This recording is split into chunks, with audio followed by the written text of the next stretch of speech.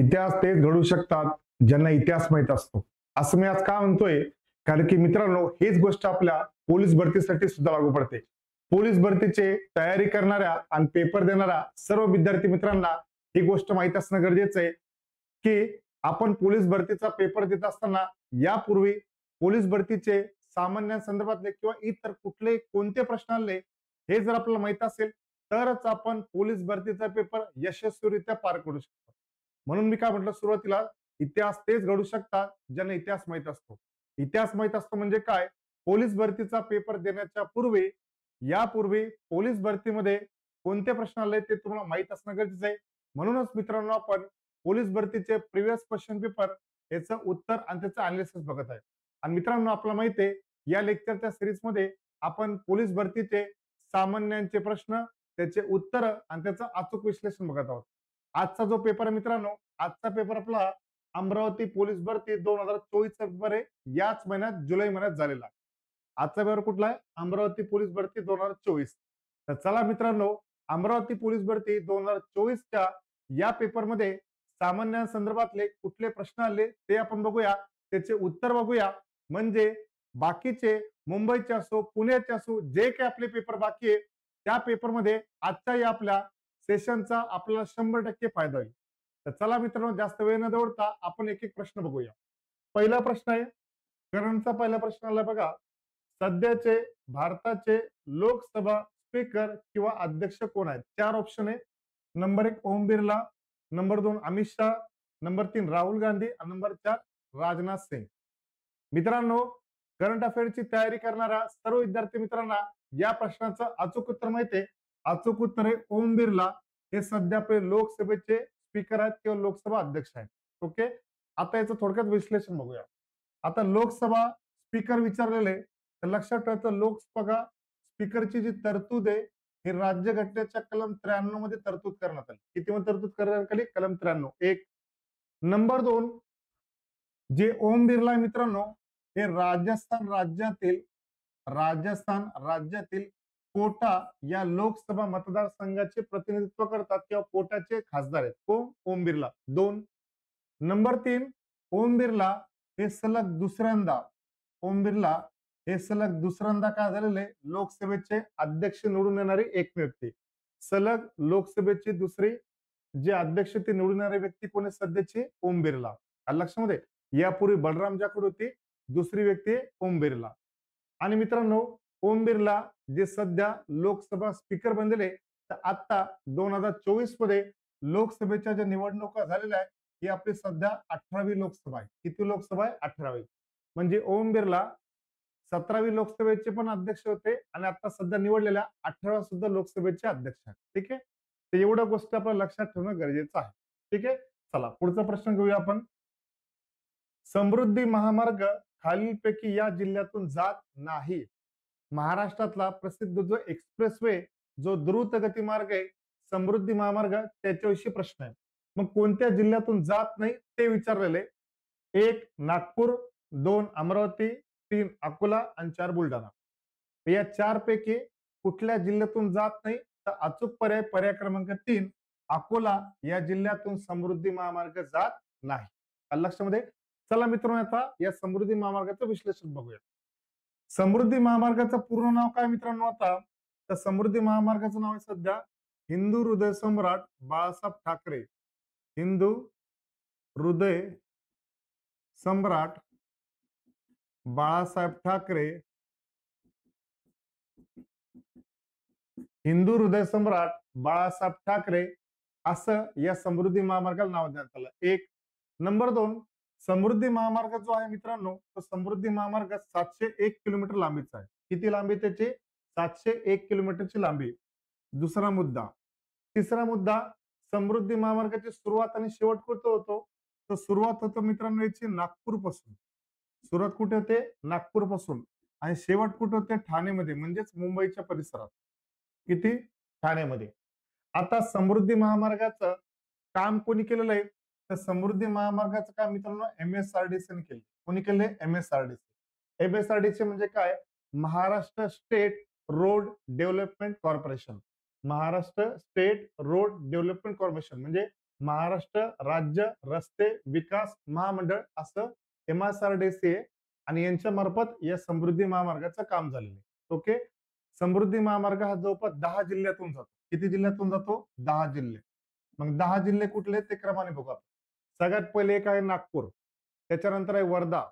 बघा, नंबर 1 कुठला आहे? नंबर 1 ला आहे नागपूर, नंबर 2 वर्धा, नंबर 3 ला आहे अमरावती, नंबर 4 ला आहे वाशिम, नंबर 5 ला आहे बुलढाणा. हे विदर्भातले 5 जिल्हे. त्याच्यानंतर जालना आणि छत्रपती संभाजीनगर मराठवाडा विभागातले 2 किती झाले? 7. त्याच्यानंतर नाशिक, त्याच्यानंतर अहमदनगर आणि त्यानंतर ठाणे. असे 10 जिल्ह्यातून जातो. म्हणजे नाशिक विभागातले त्या ठिकाणी 2 आहे, एक नाशिक आणि अहमदनगर. ठीक आहे. आणि त्यानंतर शेवटी ठाणे. अशा 10 जिल्ह्यातून जातो. अकोला जिल्ह्यातून समृद्धी महामार्ग जात नाही. ठीक आहे. चला, दुसरा प्रश्न सुद्धा आपला कव्हर झालेला मित्रांनो. आता पुढचा प्रश्न बघूया आपण. ठीक आहे. पुढचा प्रश्न कुठला आहे? खालीलपैकी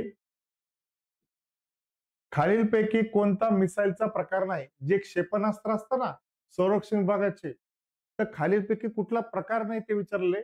नंबर 1 अग्नी, नंबर 2 त्रिशूल, नंबर 3 सेतू, नंबर 4 आकाश. हा असा प्रश्न आहे मित्रांनो, या प्रश्नाचं तुम्ही लॉजिक जरी लावलं तरी तुम्हाला उत्तर माहित नसताना सुद्धा सहज पद्धतीने बुद्धिचातुर्याने या प्रश्नाचं उत्तर तुम्ही देऊ शकता. तर आपलं माहिती आहे अग्नी असो, त्रिशूल असो, आकाश असो, एक प्रकारे काय आहेत? हे त्या ठिकाणी मिसाईलचे प्रकार आहेत.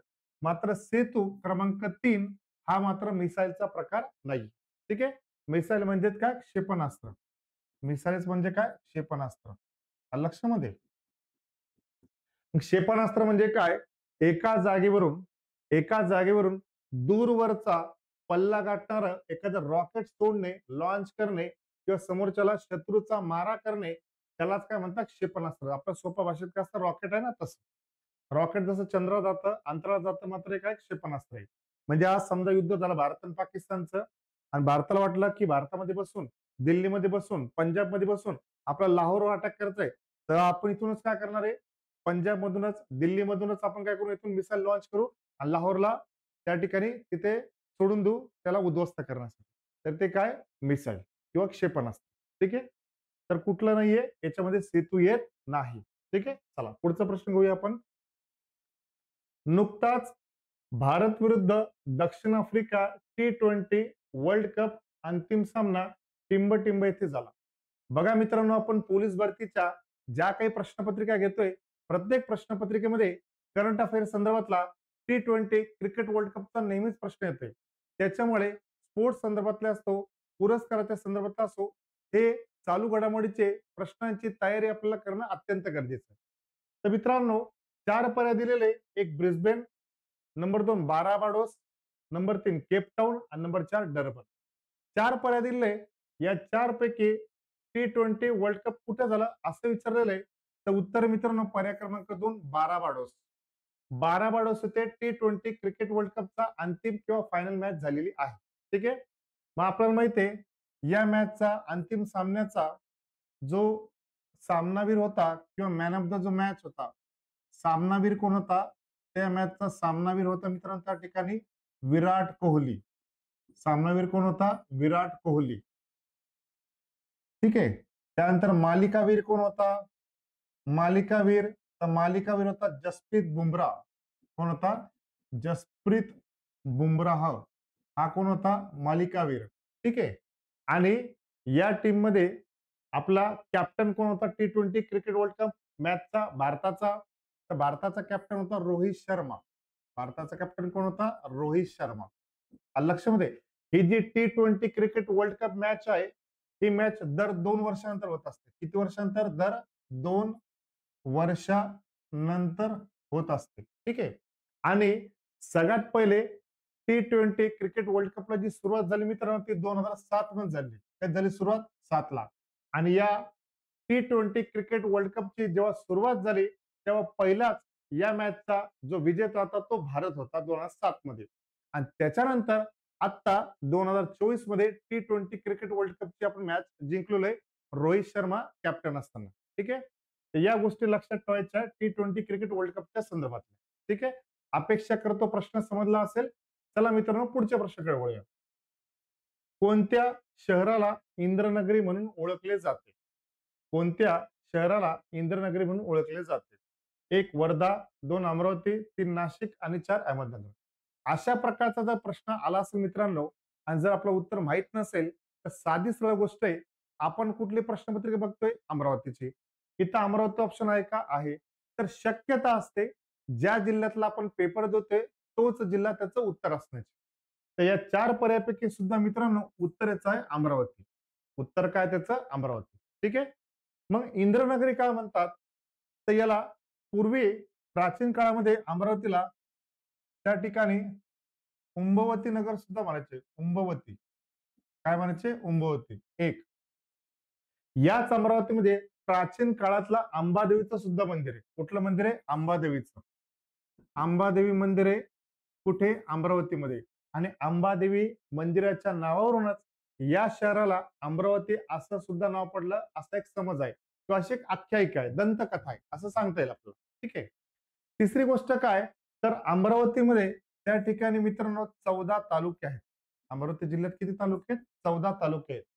आणि अमरावती एक स्वतंत्र प्रशासकीय विभाग आहे. अमरावती प्रशासकीय विभागाची निर्मिती 1983 ला झालेली आहे. अमरावती प्रशासकीय विभागाची निर्मिती कधी झाली मित्रांनो? 1983 ला. मग अमरावती प्रशासकीय विभागात कोणकोणते जिल्हे येतात? Number 1 Amravati, number 2 Buldhana, number 3 Washim, number 4 Akola. तर हे जिल्हे कशामध्ये येतात मित्रांनो? हे जिल्हे येतात अमरावतीमध्ये. ठीक आहे. बुलढाणा, अकोला, वाशिम, यवतमाळ आणि अमरावती असे 5 जिल्हे अमरावती प्रशासकीय विभागात येतात. आणि सध्याचे अमरावतीचे लोकसभेचे खासदार नुकत्याच निवडणुका झालेल्या 2024 मध्ये निवडून आलेले काँग्रेसचे बळवंत वानखेडे. सध्या अमरावतीचे खासदार कोणी? बळवंत वानखेडे. ठीक आहे. ही गोष्ट सुद्धा लक्षात ठेवणं गरजेचं आहे करंट अफेअरच्या दृष्टिकोनातून. बळवंत वानखेडे. ठीक आहे. ओके. एवढं पुरेसं आहे या प्रश्नासाठी असं मी गृहीत धरतो आणि पुढच्या प्रश्नाकडे वळूया आपण. ठीक आहे. पुढचा प्रश्न काय आहे? रॅमन मॅगेसेसे पुरस्कार मिळवणारे पहिले महाराष्ट्रीयन कोण आहेत?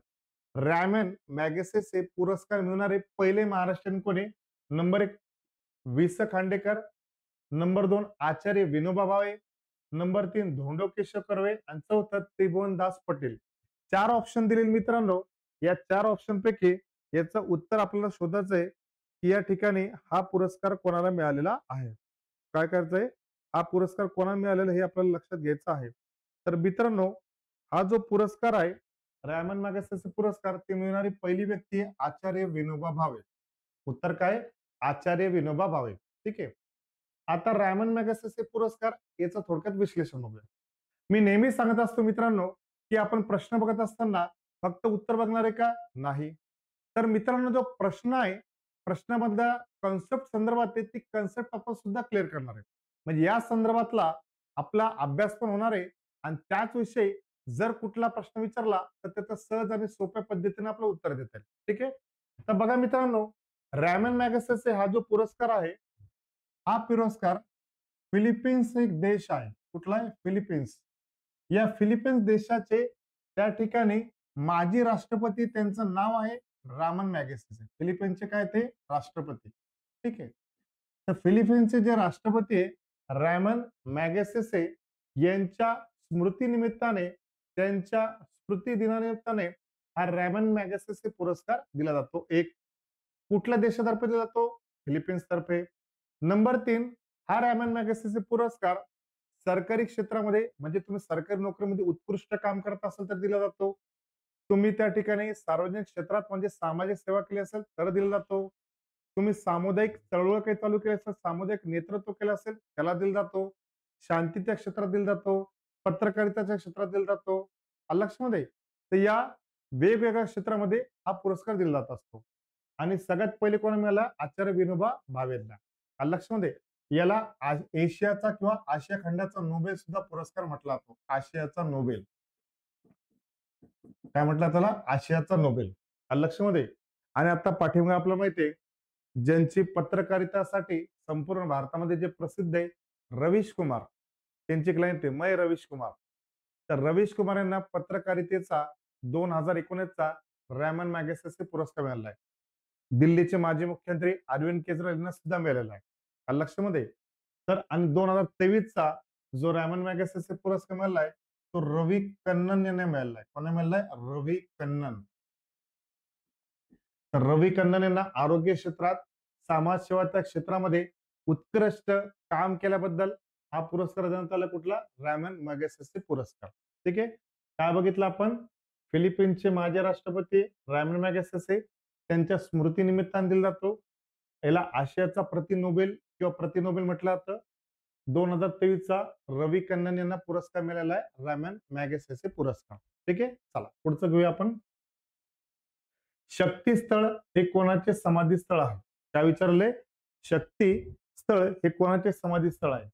1 महात्मा गांधी, 2 इंदिरा गांधी, 3 चरण सिंग आणि 4 जवाहरलाल नेहरू. 4 ऑप्शन दिलेले मित्रांनो आपल्याकडे.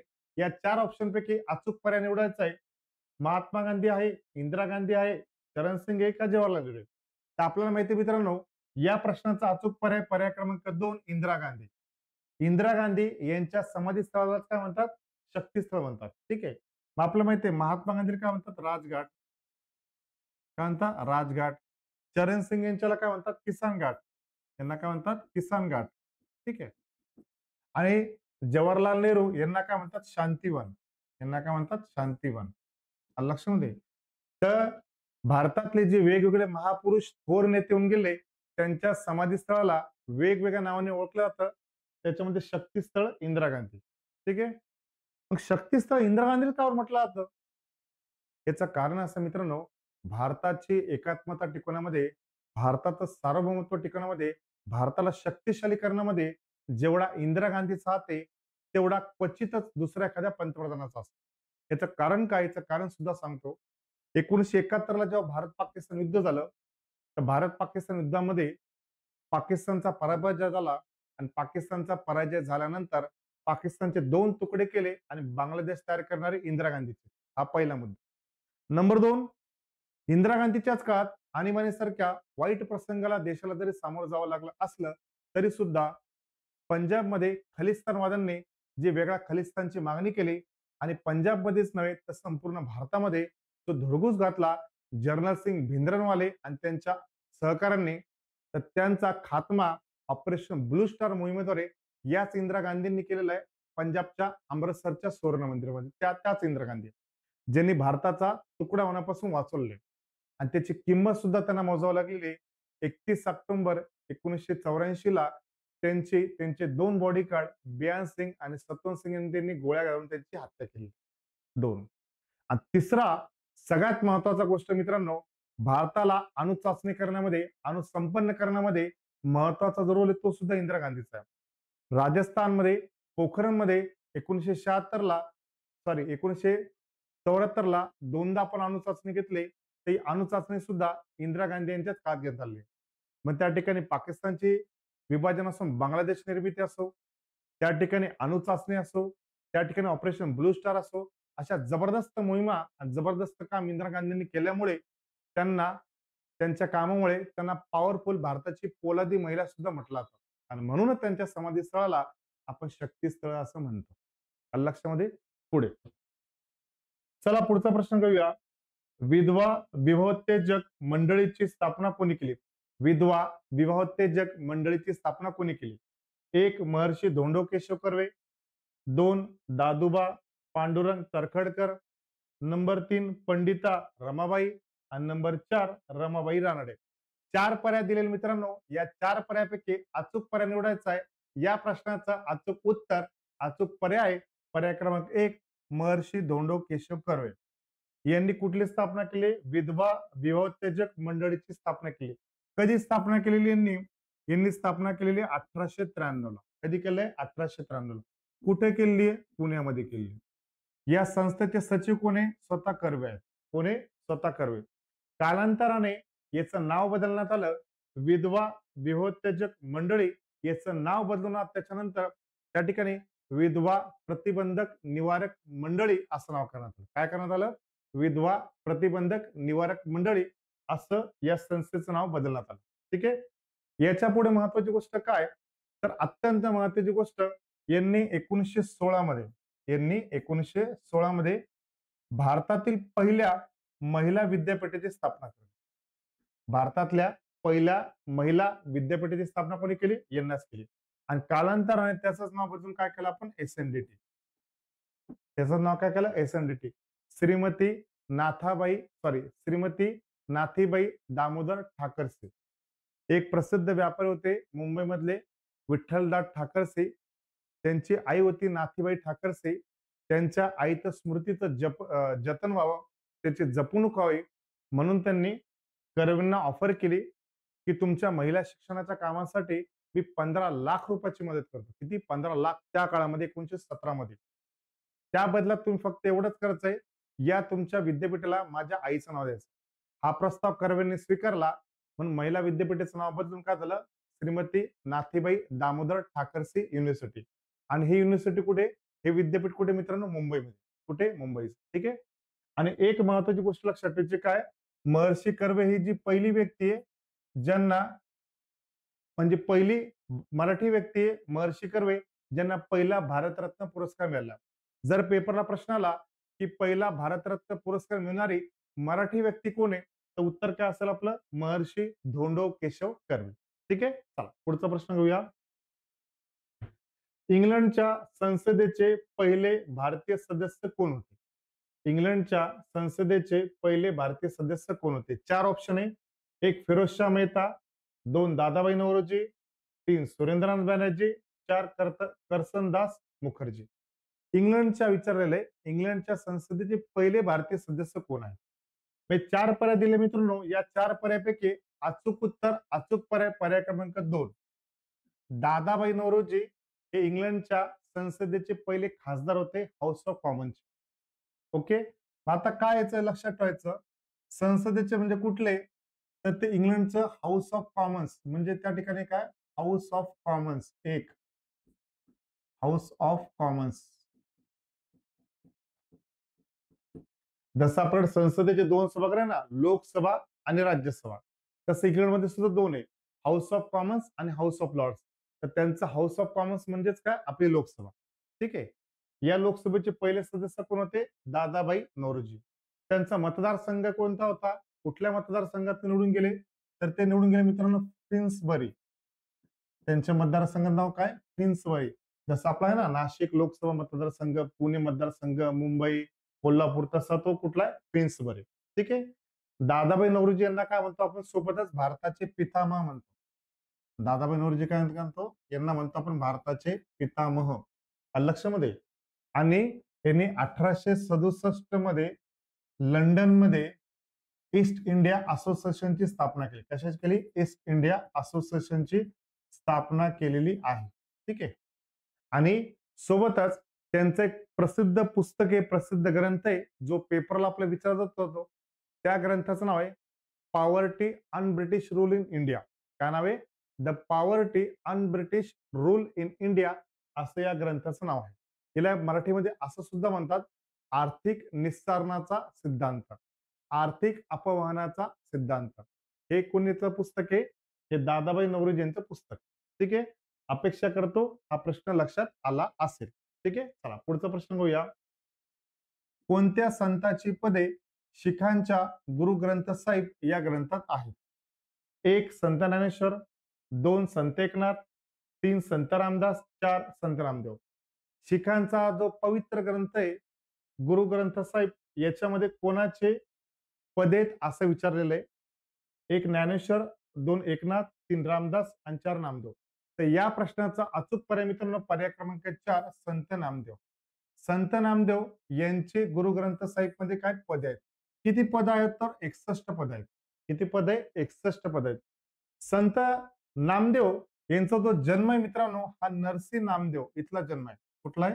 नरसी नामदेव हे त्यांचं जन्मस्थळ आहे. आणि नरसी नामदेव कुठे येते मित्रांनो? हे हिंगोली जिल्ह्यात येतं. कुठे येतं? हिंगोली जिल्ह्यात. आणि संत नामदेव यांची जी समाधी आहे यांची समाधी पंढरपूरला आहे. यांची समाधी कुठे मित्रांनो? पंढरपूरला समाधी. आता संत नामदेव हे कुठले मित्रांनो? हे वारकरी संप्रदायाचे. कुठला आहे? वारकरी संप्रदायाचे. असं समजलं जातं की महाराष्ट्रामध्ये जी पंढरपूरला आषाढीमध्ये महाराष्ट्राच्या कानाकोपऱ्यातून जी वारी निघते ती वारी सुरू करण्यामध्ये महत्वाचा कोणाचा हात असेल महत्वाचं कोणाचं श्रेय असेल तर ते कोणाचं आहे, संत नामदेवांचं श्रेय. कोणाचं आहे, संत नामदेवांचं. आणि त्यांचा कार्यकाळ मित्रांनो हा इसवी सन 1200 ते 1300 दरम्यानचा त्यांचा कार्यकाळ. कधी आहे, 1200 ते 1300 दरम्यान. आणि त्यांनी काय केलं मित्रांनो, त्यांनी अभंग रचना केलेली आहे. ते अभंग, आणि त्याच्यात 61 पदं घेण्यात आली. किती, 61 पदं. आणि संत नामदेवांचे गुरु कोण आहे असं जर विचारलं तर संत नामदेवांचे जे गुरु आहे मित्रांनो, यांचे गुरु आहे विसोबा खेचर. यांचे गुरु कोण आहे, विसोबा खेचर. लक्षामध्ये अपेक्षा करतो या सुद्धा प्रश्नाचं उत्तर आणि तुम्हाला विश्लेषण लक्षात आलं असेल, आवडला असेल, समजला असेल तर कृपया करून आपल्या या व्हिडिओला लाईक करा, शेअर करा, सबस्क्राईब करा. काही तुमचे डाऊट असेल तर तुम्ही कमेंट सुद्धा करू शकता. ठीक आहे, चला पुढचा प्रश्न घेऊया. शनी या ग्रहाचा शोध लावण्याचे श्रेय टिंबटिंब या शास्त्रज्ञास जाते. शनी या ग्रहाचा शोध लावण्याचे श्रेय टिंबटिंब या शास्त्रज्ञास जाते. 1 गॅलिलिओ, 2 मार्कोनी, 3 आर्यभट्ट आणि 4 गागाभट्ट. 4 पर्याय मित्रांनो, या 4 पर्यायापैकी अचूक पर्याय क्रमांक 1 गॅलिलिओ. गॅलिलिओने काय केलं, शनी या ग्रहाचा शोध लावला. शोध लावला म्हणजे काय, पहिली शनिग्रह नव्हता का, तर शनिग्रह होता, तो जागेवरच होता. आपल्या पूर्वीच्या प्राचीन काळात त्याला माहित नव्हतं का, माहित होतं. पण दुर्बीनने जे बघण्याचं काम केलंय त्याच्यामुळे शोध कोण लावला तर त्याचं नाव काय, तर गॅलिलिओ. तर गॅलिलिओने हा जो शोध लावला मित्रांनो, हा 1610च्या दरम्यान शोध लावला. कधी लावलाय गॅलिलिओने, 1610च्या दरम्यान. शोध कशा लावला, शनी या ग्रहाचा शोध लावला. आणि शनी आपल्या सौरमालेतील दुसऱ्या क्रमांकाचा मोठा ग्रह आहे. कितव्या क्रमांकाचा आहे, दुसऱ्या क्रमांकाचा मोठा ग्रह आहे. लक्षामध्ये. आणि शनी या ग्रहाला 146 उपग्रह आहेत. शनीला किती उपग्रह आहेत मित्रांनो, 146 उपग्रह आहेत. आणि शनीचा सगळ्यात मोठा कुठला उपग्रह आहे असं जर विचारलं तर शनीचा सगळ्यात मोठा उपग्रह आहे मित्रांनो, त्याचं नाव आहे गॅनिमीड. काय नाव त्याचं, गॅनिमीड. हा शनीचा सगळ्यात मोठा उपग्रह आहे. लक्षामध्ये कुठला आहे, गॅनिमीड. ठीक आहे. तर आपण आता बाकीचे जे काही मित्रांनो, बाकीचे सुद्धा प्रश्न आणि त्याचे आपण उत्तर बघूया, म्हणजे आपल्याला त्या ठिकाणी लक्षात येईल. ठीक आहे. सॉरी मित्रांनो, गॅनिमीड नाही, टायटन हा सगळ्यात मोठा उपग्रह आहे. कुठला, टायटन. ठीक आहे. शनीचा सगळ्यात मोठा कुठला उपग्रह आहे, तर टायटन उपग्रह आहे. ठीक आहे. शनीचा शोध लावला गॅलिलिओने 1610 मध्ये लावला. सौरमालेतले सगळ्यात मोठा दुसऱ्या क्रमांकाचा ग्रह आहे. शनीला 146 उपग्रह आहे. आणि सर्वात मोठा उपग्रह कुठला, त्याचा टायटन उपग्रह. कुठला, टायटन. ठीक आहे. चला पुढचा प्रश्न घेऊया. चंद्र दररोज आदल्या दिवसापेक्षा टिंबटिंब मिनिटे उशिरा उगवतो. चंद्र दररोज आदल्या दिवसापेक्षा टिंबटिंब मिनिटे उशिरा उगवतो. 1 30 दिवस, 30 मिनिटे, 2 15 मिनिटे, 3 50 मिनिटे आणि 4 35 मिनिटे. ठीक आहे. तर मित्रांनो, या प्रश्नाचं उत्तर तालिकेमध्ये दिलेल्या आन्सर की मध्ये उत्तर 50 मिनिटे दिले होते. काय दिले, 50 मिनिटे. ठीक आहे. चला पुढचा प्रश्न घेऊया. टिंबटिंबमुळे अवकाश निळ्या रंगाचे दिसते. टिंबटिंबमुळे अवकाश निळ्या रंगाचे दिसते. 1 पृथ्वीवरील वातावरणामुळे, 2 पृथ्वीवरील पाण्यामुळे, 3 प्रकाश परावर्तनामुळे आणि नंबर 4 पृथ्वीच्या परिभ्रमणामुळे. तर अवकाश कशामध्ये दिसतं, निळं. तर 4 पर्याय दिले, अचूक पर्याय निवडायचे. तर मित्रांनो, या प्रश्नाचं अचूक उत्तर आहे पर्याय क्रमांक 3 प्रकाश परावर्तनामुळे. कशामुळे, प्रकाश परावर्तनामुळे अवकाश हे निळ्या रंगाचे दिसते. ठीक आहे. आता सोपं करून सांगतो 2च मिनिटात. समजा ही आपली पृथ्वी आहे. ठीक आहे. आणि या पृथ्वीच्या भोवती वातावरण आहे. काय, वातावरण वेगवेगळे गॅस आहे, ऑक्सिजन आहे, बाकीचे बरेच काही. तर हे वातावरण मित्रांनो 29,000 किलोमीटरचं आहे. किती आहे, 29,000 किलोमीटर. पृथ्वीपासून 29,000 किलोमीटर पर्यंत जे वातावरण आहे त्याला काय म्हणायचं मित्रांनो, आपण आकाश. त्याला काय म्हणतो आपण, आकाश. त्याला इंग्रजीत म्हणतो आपण स्काय. त्याला काय म्हणतो आपण, स्काय. ते आकाश कुठल्या कलरचं दिसतं आपल्याला, निळ्या कलरचं. ठीक आहे. आणि तर काय होत असतं, सूर्याची जी किरणं पडतात तर आपल्याला माहिती आहे पृथ्वीवरती बारीक बारीक धुलीकणं असतात. कुठं असतात, धुलीकणं. मग तुम्ही असं धुलीकणं कुठं असतात सर, तर बघा त्या ठिकाणी सकाळी सूर्यप्रकाश, जर आपल्या घरात कधी खिडकी असेल, काही छिद्र असेल, त्याच्यातून सूर्यप्रकाश येतो, बरोबर आहे. आणि सूर्यप्रकाशामध्ये त्या ठिकाणी आपल्याला बारीक बारीक धुळीचे कण दिसतात, डस्ट दिसते, धूळ.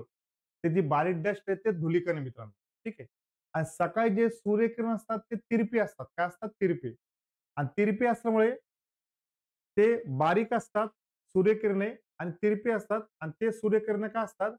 त्या धुलीकणाला छेदून पुढे जातात. काय जातात? छेदून पुढे जातात.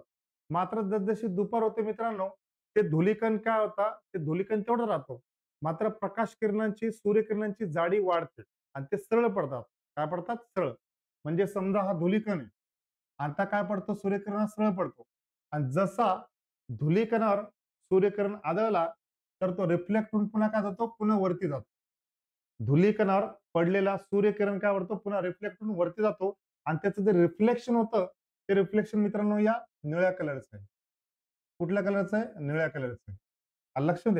म्हणून प्रकाश परावर्तनामुळे आकाश आपल्याला निळ्या रंगाचं दिसतं. काय? निळ्या रंगाचं. आता ऍक्च्युअल मध्ये इथं अवकाश नाही, तर शब्द आकाश पाहिजे होता.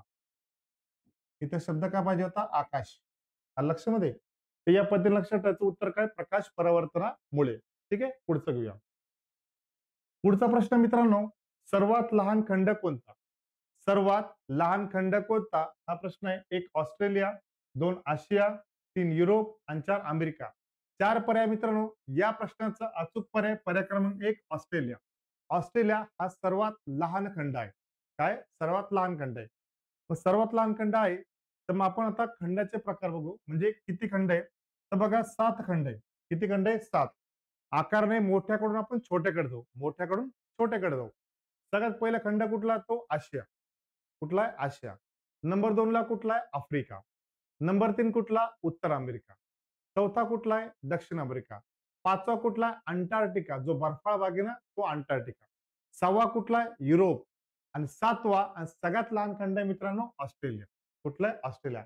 लोकसंख्येने आणि क्षेत्रफळाने सगळ्यात मोठा खंड कुठला? असा जर प्रश्न आला तर उत्तर काय असेल? आशिया. लोकसंख्येने आणि क्षेत्रफळाने पण. आणि लोकसंख्येत सर्वात कमी कुठला खंड जर विचारला, लोकसंख्येत सगळ्यात कमी खंड, तर उत्तर काय असेल आपलं मित्रांनो? अंटार्क्टिका. उत्तर काय असेल? अंटार्क्टिका. कारण की अंटार्क्टिका बर्फ आहे आणि तिथं विरळ लोकवस्ती आहे.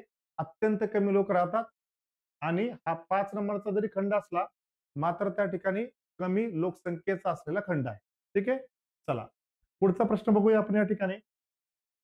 सूर्यमालेतील सूर्यापासून सर्वात जवळचा ग्रह कोणता? सूर्यमालेतील सूर्यापासून सर्वात जवळचा ग्रह कोणता? 1 बुध, नंबर 2 शुक्र, नंबर 3 पृथ्वी आणि नंबर 4 मंगळ. 4 पर्याय दिले मित्रांनो. या 4 पर्यायापैकी अचूक पर्याय पर्याय क्रमांक 1 बुध हा सूर्यमालेतील सूर्यापासूनचा सर्वात जवळचा ग्रह आहे. कुठला? सर्वात जवळचा कुठला? बुध. मग सूर्यापासून सर्वात जवळचा जर बुध ग्रह आहे, तर सर्वात दूरचा जर विचारला आपल्याला कुठला? दूरचा, तर तो कुठला ग्रह असेल मित्रांनो? वरुण ग्रह आहे. कुठला? वरुण. वरुणलाच म्हणतो आपण नेपच्यून. वरुणलाच काय म्हणतो आपण? नेपच्यून. लक्षामध्ये. सूर्यापासूनचा सर्वात जवळचा ग्रह बुध आहे. सूर्यापासूनचा सर्वात दूरचा ग्रह वरुण आहे. आणि सूर्यमालेमध्ये किती ग्रह मित्रांनो आपल्याकडे? 8 ग्रह आहे. किती? 8. आकाराने मोठ्याकडून जर छोट्याकडे गेले, आकाराने मोठ्याकडून जर छोट्याकडे गेले, तर सगळ्यात मोठा ग्रह कुठला आपला? गुरु. सगळ्यात मोठा कुठला? गुरु. नंबर 2 ला आहे शनी. कुठला? शनी. नंबर 3 ला अरुण म्हणजे युरेनस. नंबर 4 ला वरुण म्हणजे नेपच्यून. नंबर 5 ला तुमची पृथ्वी. नंबर 6 ला आहे शुक्र. नंबर 7 ला आहे मंगळ आणि नंबर 8 ला आहे बुध. आकाराने सर्वात लहान बुध, मात्र सूर्याच्या सर्वात जास्त जवळ बुध. आकाराने सर्वात लहान बुध, मात्र सूर्याच्या सर्वात जास्त जवळ बुध. आलं लक्षामध्ये. आणि सर्वात दूरचा ग्रह कुठला? वरुण. सर्वात दूरचा ग्रह कुठला? वरुण. कुठून? सूर्यापासून. कुठून? सूर्यापासून. ठीक आहे. चला पुढचा प्रश्न घेऊया. तामिळनाडूमधील जड वाहनांचा कारखाना कुठे आहे? तामिळनाडूमधील जड वाहनांचा कारखाना कुठे? 1 बोकारो, 2 आवडी, 3 अर्नाकुलम आणि 4 धनुषकोडी. 4 पर्याय दिले मित्रांनो. या 4 पर्यायापैकी अचूक पर्याय उत्तर पर्याय क्रमांक 2 आवडी. आवडी या ठिकाणी जड वाहनांचा कारखाना आहे. आवडी कुठे येतो? तर त्या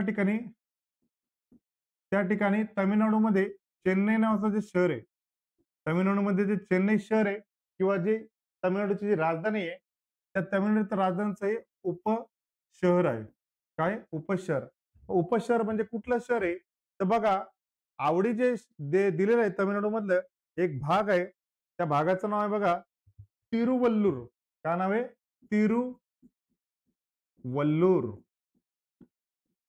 आवडी हे ठिकाण तिरुवल्ली या जिल्ह्यामध्ये आणि तिरुवल्लूर हा जिल्हा चेन्नईचं उपनगर आहे.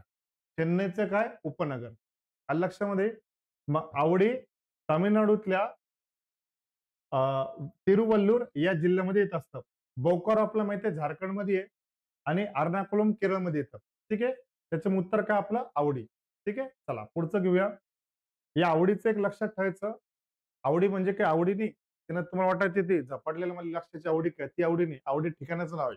ठीक आहे. 1955 ला स्वातंत्र्याच्या नंतर याच आवडी या ठिकाणी काँग्रेसचं अधिवेशन झालं आणि या अधिवेशनामध्ये समाजवादी समाज रचना हा ठराव पास झाला. आय रिपीट दॅट 1955 मध्ये काँग्रेसचं आवडी या ठिकाणी अधिवेशन झालं आणि तिथं समाजवादी समाज रचना हा प्रस्ताव स्वीकारण्यात आलेला आहे. ठीक आहे. चला पुढचं घेऊया.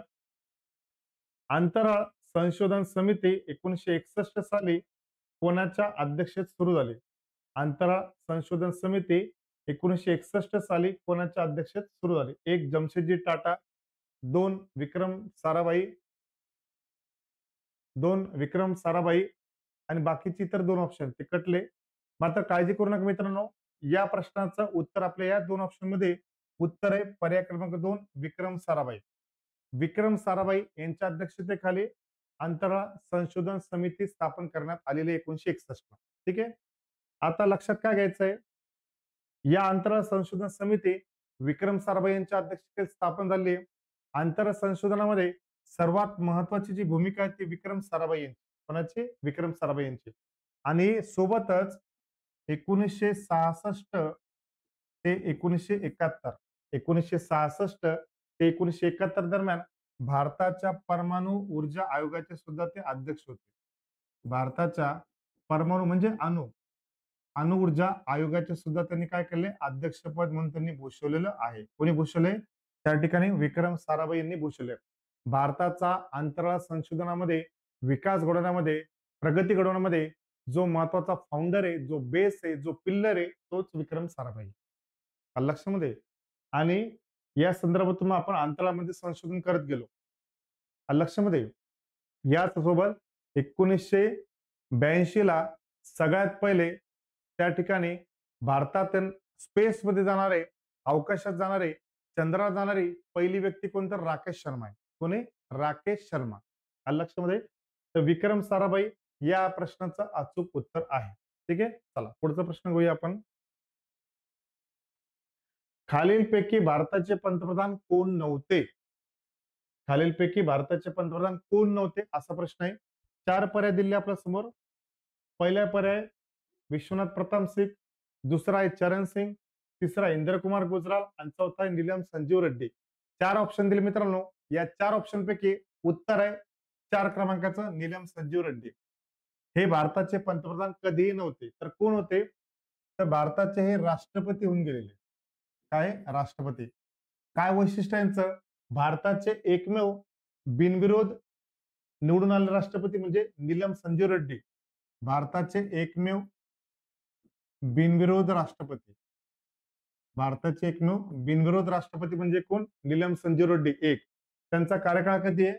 1977 ते 1982 पर्यंत. कधी? 1977 ते 82.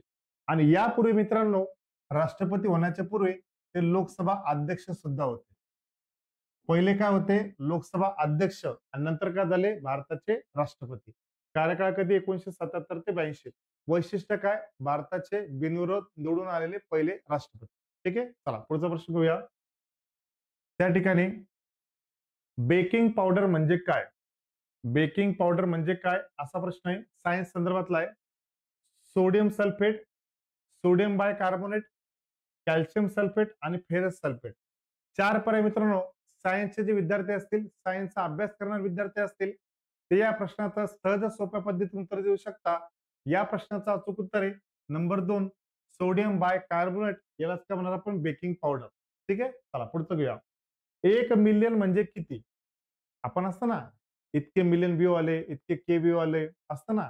तर 1 मिलियन म्हणजे किती, असं तर कॉन्सेप्ट आहे, त्याचा अर्थ विचारला. 1 100 कोटी, 2 1 कोटी, 3 10 लाख आणि 4 1 बिलियन. तर 1 मिलियन म्हणजे किती मित्रांनो? उत्तर आहे पर्याय क्रमांक 3 10 लाख. 10 लाख म्हणजे किती? 1 मिलियन. 10 लाख म्हणजे किती? 1 मिलियन. आलं लक्षामध्ये? आणि 1K म्हटलं तर काय? 1K म्हणजे 1,000. 1K म्हणजे किती? 1,000. आणि 10 लाख म्हणजे किती? 1 मिलियन. ठीक आहे? चला पुढचं घेऊया. माजलगाव धरण मातीचे कोणत्या नदीवर कोणत्या जिल्ह्यात आहे? माजलगाव धरण मातीचे कोणत्या नदीवर कोणत्या जिल्ह्यात आहे? 1 सिंदफणा बीड, 2 कापरा परभणी, 3 मांजरा बीड, 4 वान छत्रपती संभाजीनगर. हा जो प्रश्न मित्रांनो महाराष्ट्राच्या भूगोलाच्या संदर्भात आहे आणि महाराष्ट्राच्या भूगोलाच्या संदर्भात नदी प्रणालीवरचा प्रश्न आहे. ज्यांना महाराष्ट्रातले जिल्हे, तालुके, नदी प्रणाली चांगल्या प्रकारे माहित आहे, ते या प्रश्नाचं अचूक उत्तर देऊ शकता. मित्रांनो, या प्रश्नाचं अचूक उत्तर आहे पर्याय क्रमांक 1 सिंदफणा. सिंदफणा या नदीवरती बीड जिल्ह्यामध्ये माजलगाव धरण आहे. कुठलं धरण आहे? माजलगाव धरण. आणि बिंदुसरा नदीवरती बिंदुसरा धरण आहे. आलं लक्षात आहे? बिंदुसरा नदीवरती बिंदुसरा धरण. तर माजलगाव धरण आहे, सिंदफणा नदीवरती आहे, बीड जिल्ह्यावरती आहे आणि तिथं माजलगाव धरण आहे. जर प्रश्नाला बीड शहर कुठल्या नदीकाठी आहे, तर बीड शहर मित्रांनो हे बिंदुसरा नदीवरती आहे आणि तिथे बिंदुसरा मोठा प्रकल्प आहे, धरण आहे बीड जिल्ह्यातच. ठीक आहे? चला पुढचा प्रश्न घेऊया आपण. हाच प्रश्न आहे, खाली रिपीट घेऊ. निरोगी माणसाच्या शरीराचे तापमान किती? निरोगी माणसाच्या शरीराचे तापमान किती? 4 पर्याय. 1 98.4 फॅट, 94.8, 97.5 आणि 110. 4 पर्याय मित्रांनो. शरीरशास्त्र, ह्युमन बॉडी याचा अभ्यास ज्यांचा झालेला आहे, थोडाफार का असताना हा बेसिक प्रश्न त्याचा या प्रश्नाचं सहज उत्तर देऊ शकतो. या प्रश्नाचं सहज उत्तर काय मित्रांनो? या प्रश्नाचा अचूक पर्याय पर्याय क्रमांक 1 98.4 हे माणसाच्या शरीराचं काय तापमान आहे. काय? 98.4 हे माणसाच्या शरीराचं तापमान आहे. ही गोष्ट आपल्या सर्वांनाच माहित आहे. आलं लक्षामध्ये किती आहे? 98.4. ठीक आहे? चला पुढचा प्रश्न घेऊया आपण. उंच ठिकाणी अन्न शिजण्यास वेळ लागतो. उंच ठिकाणी डोंगरावर गेलं तर अन्न शिजण्यासाठी वेळ लागतो. कारण काय? 1 हवा जास्त थंड असते, आहे का? नंबर 2 वातावरणाचा दाब जास्त असतो. 3 वातावरणाचा दाब कमी असतो. नंबर 4 वारे वाहतात. 4 पर्याय दिले मित्रांनो. या 4 पर्यायापैकी अचूक उत्तर काय आपल्याला ते विचारलेलं आहे. तर कुठल्या कारणामुळे त्या ठिकाणी उंच ठिकाणी अन्न शिजण्यासाठी उशीर लागतो, अशा प्रकारचा तो प्रश्न आहे. तर उत्तर मित्रांनो वातावरणाचा दाब कमी असतो. पर्याय क्रमांक किती? 3. पर्याय क्रमांक 3 वातावरणाचा दाब कमी असतो म्हणून त्या ठिकाणी अन्न शिजण्यास उशीर लागतो. ठीक आहे? चला आता आपल्याला माहिती आहे त्या ठिकाणी जर तुम्ही मैदानावरती असाल तर टेम्परेचर मध्ये काय असते? जे आहे ते असतं. मात्र जसं जसं तुम्ही वरती जाणार मैदानी भागातून जसं वरती जाणार तर तसं 160 मीटरला 160 मीटरला 1 डिग्रीने टेम्परेचर मध्ये काय होते? घट होते. 1 डिग्रीने काय होते? टेम्परेचर मध्ये घट होते वरती जाताना. आलं लक्षामध्ये? 160 मीटरला 1 डिग्रीने टेम्परेचर घट होते. म्हणून जसं तुम्ही वरती जाणार तापमान घट होणार. म्हणून महाराष्ट्रातले असो, भारताचे असो, जगातले असो, सर्व थंड हवेच्या ठिकाणी डोंगरावरती म्हैसमाळ असेल, लोणावळा असेल, त्यानंतर तुमचं चिखलदरा असेल, बरेच काही असतील ते. ठीक आहे? तोरणमाळ असेल, महाबळेश्वर हे सगळे उंच हवेच्या ठिकाणी. वातावरणाचा दाब कमी असतो म्हणून अन्न शिजण्यास वेळ लागतो. ठीक आहे? चला पुढचं घेऊया आपण. खालीलपैकी हजारो सरोवरांचा देश कोणता? सरोवरे, झील, आलं लक्षामध्ये? 1 थायलंड, 2 फिनलंड, 3 श्रीलंका, 4 नॉर्वे. 4 पर्याय मित्रांनो. या प्रश्नाचा अचूक पर्याय पर्याय क्रमांक 2 फिनलंड. जगाचा भूगोल या संदर्भातला हा प्रश्न आहे. बेसिक स्वरूपाचा प्रश्न आहे. तुम्ही ऑनलाईन जरी वाचला तरी सुद्धा लक्षात राहील. ठीक आहे? चला पुढचा प्रश्न घेऊया. हा करंटचा प्रश्न आला बघा मित्रांनो 45 नंबरचा.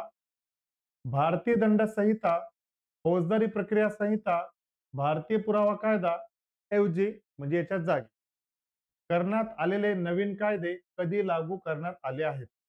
1 1 जून 2024, 2 1 जुलै 2024, 3 1 जानेवारी 2024 आणि 4 1 जून 2023.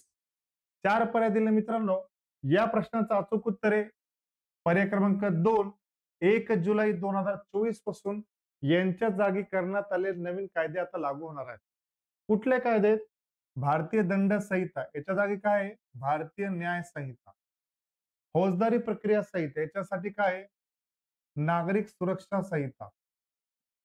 नागरिक सुरक्षा संहिता. भारतीय पुरावा कायदा, याच्या जागी काय? भारतीय साक्ष संहिता. असे कायद्यामध्ये बदल केले. दंडाच्या जागी न्याय घेतलं, फौजदारी जागी नागरिक सुरक्षितता घेतली आणि पुरावा जागी साक्ष घेतला. ठीक आहे. 1 जुलै 2024 पासून लागू होणार आहे. ठीक आहे. चला पुढचा प्रश्न घेऊया.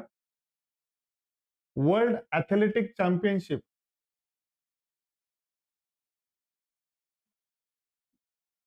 हा, वर्ल्ड ऍथलेटिक चॅम्पियनशिप मध्ये सुवर्ण पदक जिंकणारा पहिला भारतीय खेळाडू कोण होता? वर्ल्ड ऍथलेटिक चॅम्पियनशिप मध्ये पहिला गोल्ड मेडल मिळवणारा भारतीय कोण होता ऑलिम्पिक मध्ये?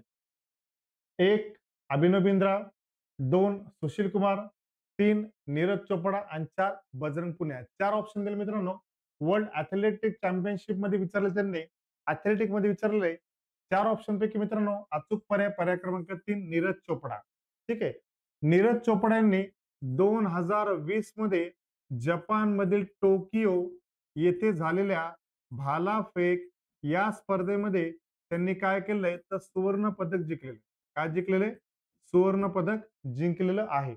आणि ते भारतीय सैन्यामध्ये आहेत, भारतीय आर्मीमध्ये आहेत आणि भारतीय आर्मीमध्ये ते सुभेदार पदावरती आहेत. कुठल्या पदावरती? सुभेदार पदावरती. आलं लक्षामध्ये?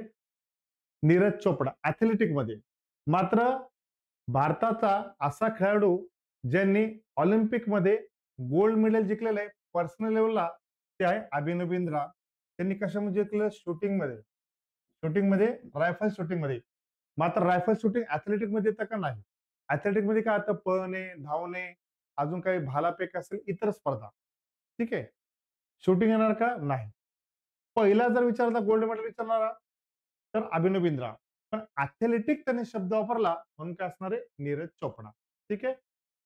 2020च्या टोकियो ऑलिम्पिक मध्ये भालाफेक स्पर्धेमध्ये त्यांनी सुवर्ण पदक जिंकलेलं आहे. ठीक आहे. चला पुढचं घेऊया.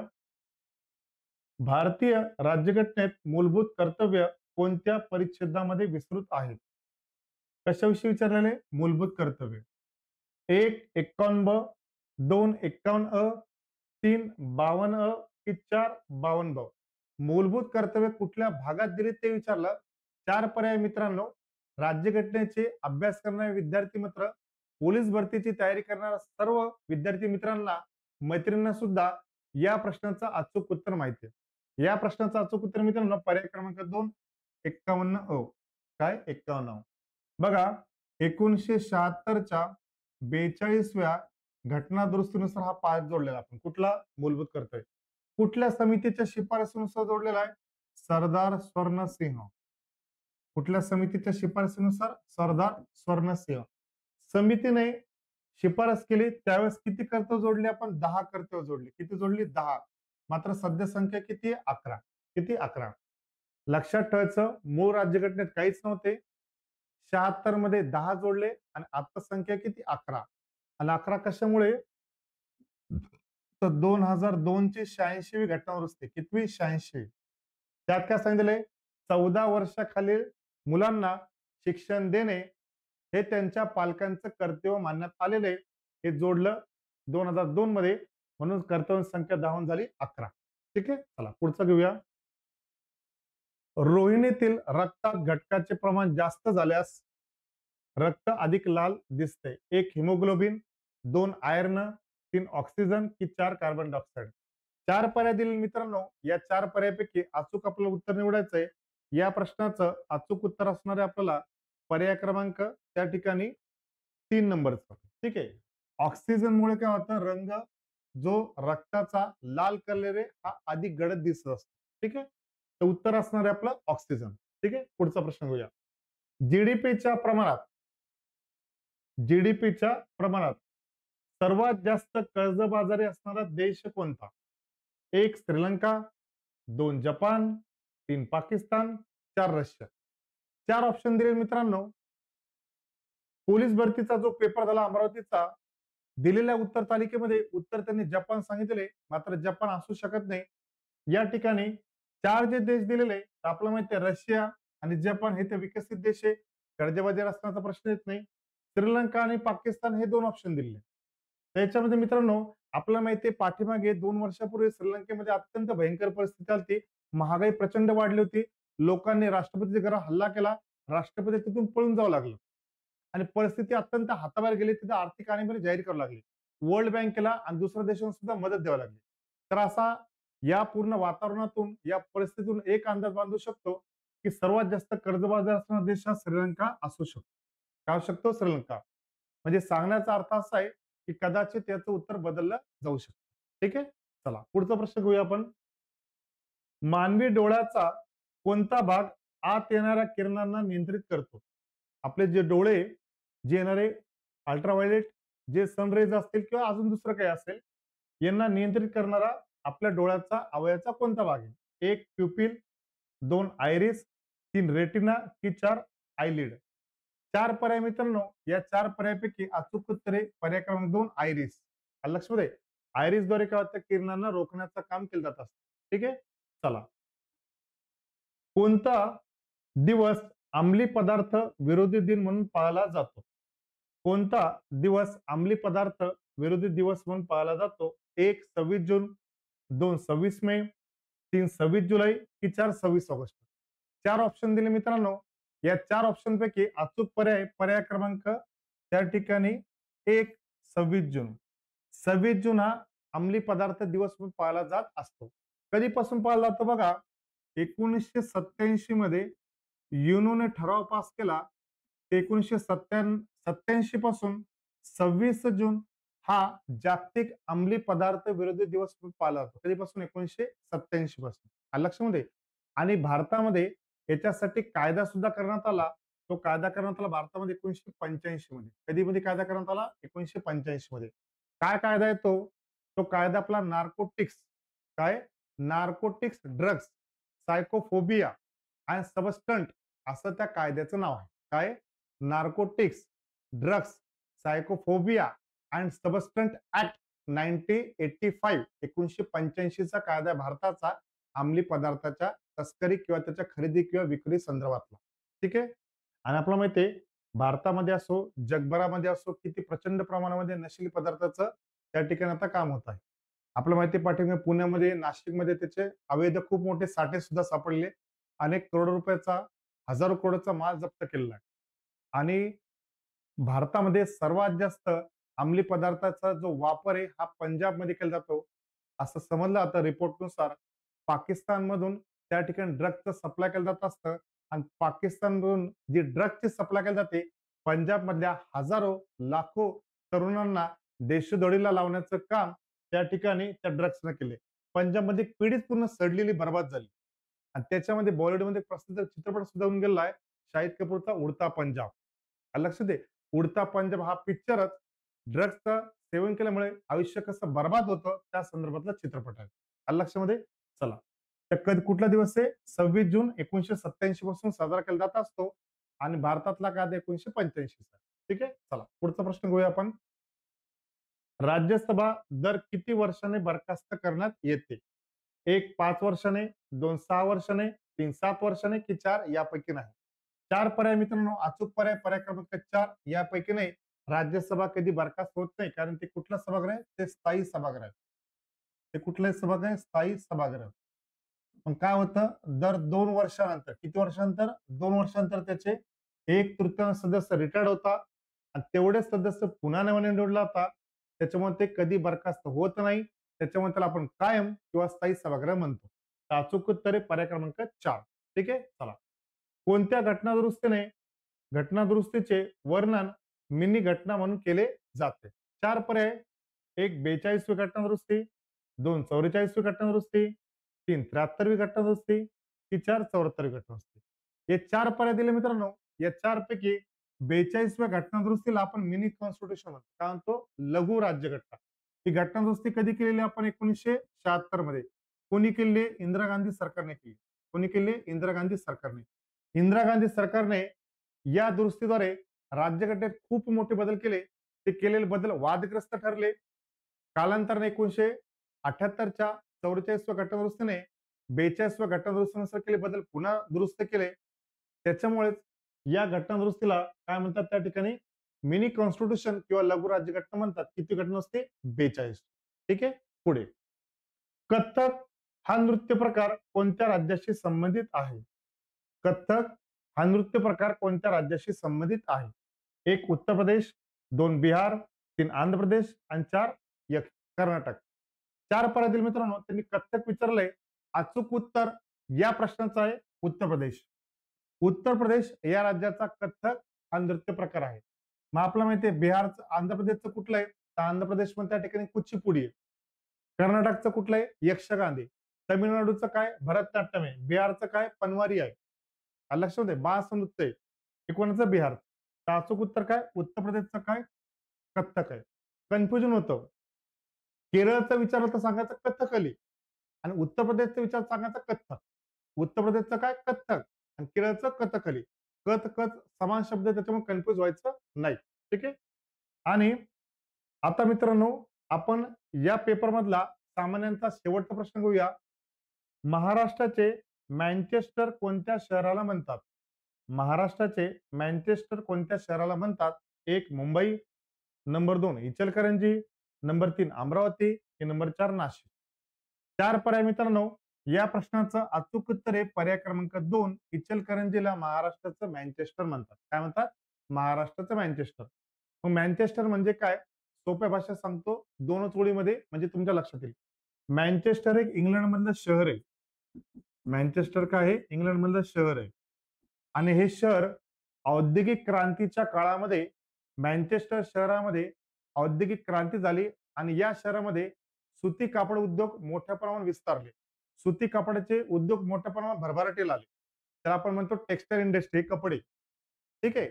आणि मँचेस्टरमध्ये सुती कपड्याचं प्रचंड उत्पादन झालं. याच प्रकारचं उत्पादन महाराष्ट्रामध्ये इचलकरंजीमध्ये होतं आणि इचलकरंजी हे जे शहर आहे हे कोल्हापूर जिल्ह्यामध्ये येते मित्रांनो. कुठे? कोल्हापूरमध्ये. ठीक आहे. कुठे येतं? कोल्हापूरमध्ये. आणि मँचेस्टर इंग्लंडमधलं शहर आहे. सुती कापडासाठी प्रसिद्ध आहे. औद्योगिक क्रांतीमध्ये प्रसिद्ध आहे आणि इचलकरंजीमध्ये सुद्धा सुती कपड्याचा मोठा व्यवसाय आहे. त्याच्यामुळे इचलकरंजीची तुलना ही मँचेस्टर या शहराशी केली जाते. म्हणून जर विचारलं महाराष्ट्राचं मँचेस्टर कोणाला म्हणतात तर उत्तर काय असेल आपलं? इचलकरंजी. काय असेल उत्तर? इचलकरंजी. ठीक आहे. तर चला मित्रांनो आज आपण अमरावती पोलीस भरतीचा पेपर घेतलेला आहे. सामान्यांचे प्रश्न आणि त्याचे उत्तर घेतलेले. अपेक्षा करतो आजचा तुम्हाला हे जे प्रश्नपत्रिका आहे उत्तर आणि विश्लेषण आवडलं असेल. आवडल्यास असल्यास लाईक करा, शेअर करा, सबस्क्राईब करा आणि उद्या पुन्हा आपण एक नवीन पोलीस भरतीची सामान्यांची प्रश्नपत्रिका घेऊन या. उत्तर घेऊ आणि विश्लेषण बघू. तोपर्यंत बाय बाय.